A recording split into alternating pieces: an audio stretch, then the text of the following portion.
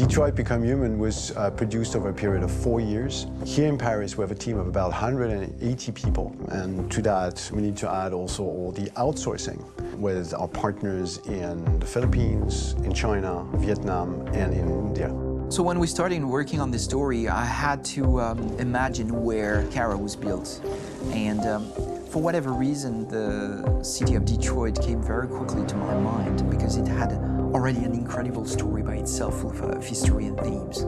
So we traveled there with the team and we were really moved by what we saw, and we could really feel the desire to fight and really be born again. And we just continued this curve, this growth, and just imagine what Detroit would be like if the Android industry was, using these huge factories to build androids there.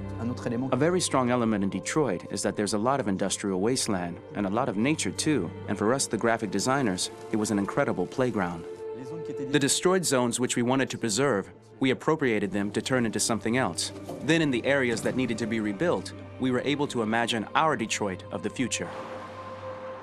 We didn't want to make a science fiction universe, but a world of anticipation.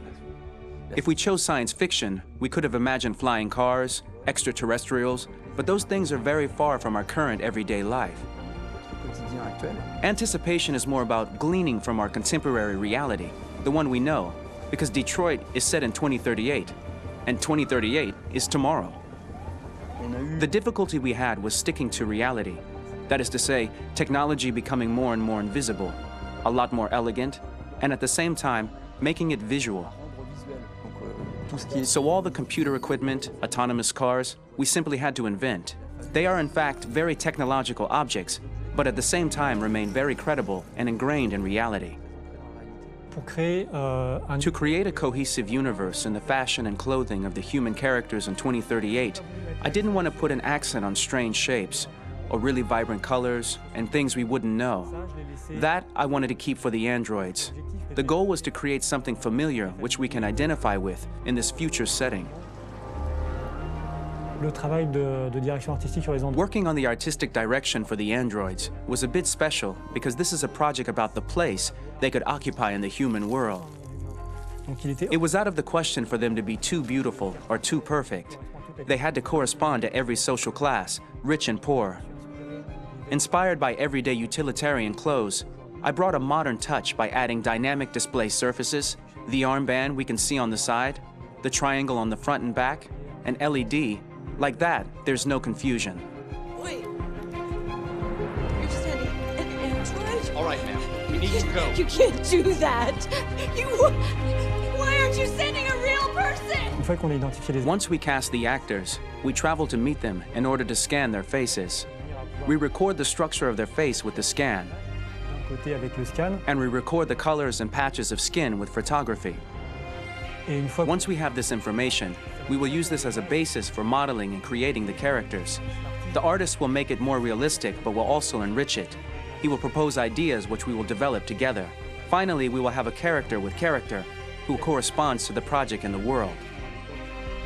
When the actors come to Quantic Dream, we show them the design, what their image will be, and what they will look like in the game. This extra information gives them another dimension and color to connect with emotionally. It helps them think about how to play their character.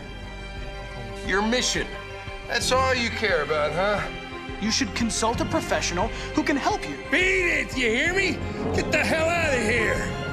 So there are 3 types of shoots at Quantic Dream. Shooting and performance capture, where you capture the whole actor, his voice, his face, and his body. These shoots are obviously done with American actors because the game's original version is in American English.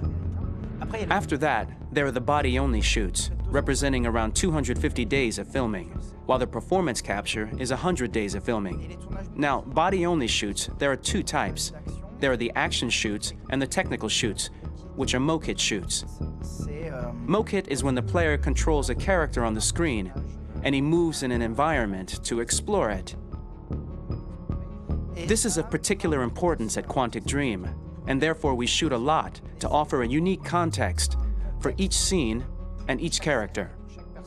To prepare a motion capture shoot, we first get together to look at the sets we need, the animations that we want to shoot, which ones need to be grouped together, or which ones need to be cut and shot at another time, so that we get the most out of the shooting day. This often means shooting scenes out of order, especially those with big props or accessories, like a big car, for example. So we shoot all the animations related to that particular prop first.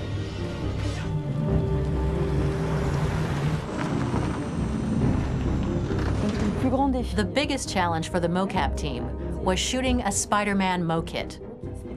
We had to build a wall and attach an actor to a harness with cables so we could pull him up and render him climbing.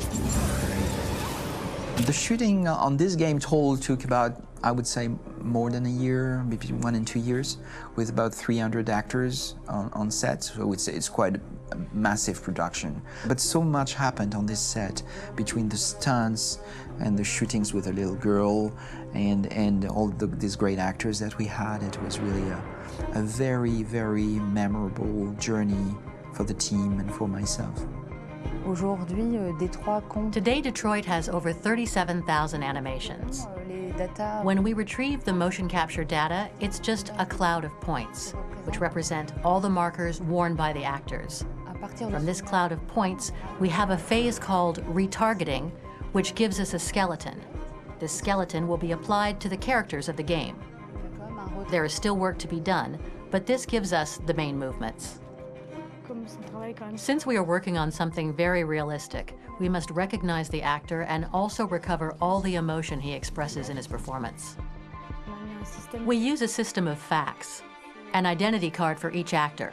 We make the actor do a whole range of facial expressions. Then we recover all the expressions and paste the animations on a puppet that Jan has prepared. I then recover and refine these poses. I might stretch the lip, reinflate a cheek, tiny details that make the finished product really capture the actor. Because of the nature of our mocap system today, when we receive the animations, we're missing eye movements, and so the character has that dead look. He really has no eyes, so then it's a big part of the work for the animators to find the regard of the actor in relation to his position, in relation to the body, etc. It was crazy when I saw the newest model for Kara, because they've been working on it and working on it, and this was the first time I literally jumped in my seat. It not only looked so much like me, it was the fact that it looked so lifelike. It wasn't that it looked just like it was a camera, it was something else, you know, but it looked alive. It's exciting, and it's kind of terrifying. Game after game, we learned the rules of optics and filming, and our goal with Detroit Become Human was to have cameras that would actually emulate the optics of a real physical camera. So basically dealing with real-world imperfections was our main task, and just to make cameras look as real as we can. Once the animations are shot and processed by the animation department, integrated and polished, we film them. That is to say, we really do a mise en scène, as in cinema. The real difficulty of our job is to know if these cameras are telling us something. Are they in the emotion of the scene? Do they describe exactly what the action must convey, what must be felt? The most important challenge for me was one of the final scenes where Marcus decides to start the revolution and go to the battlefield. Very quickly, we imagined this to be a huge sequence shot. We wanted the feeling of a cameraman running behind us while showing Marcus, the androids who help him, the person shooting at us, etc. Above all, it was necessary to say to oneself, this scene is very violent but does not glorify war. On the contrary, that war is something improbable and absurd. It was really a fun challenge. The idea was to say we have 3 characters. We would like each of them to have a specific cinematography. We wanted Kara to be much more filmed with some kind of handheld camera, to have something very living, very breathing. For Connor, we wanted something very cold and very perfect. And for Marcus, we wanted something epic and spectacular. So it was about the filming, but it was also about the photography. So we worked with a director of photography to give each character a different lighting, different key colors. Each of them would have their own worlds. And finally, we worked with the composers, so they would create a specific sound for each character, so each would have his own world and his own style.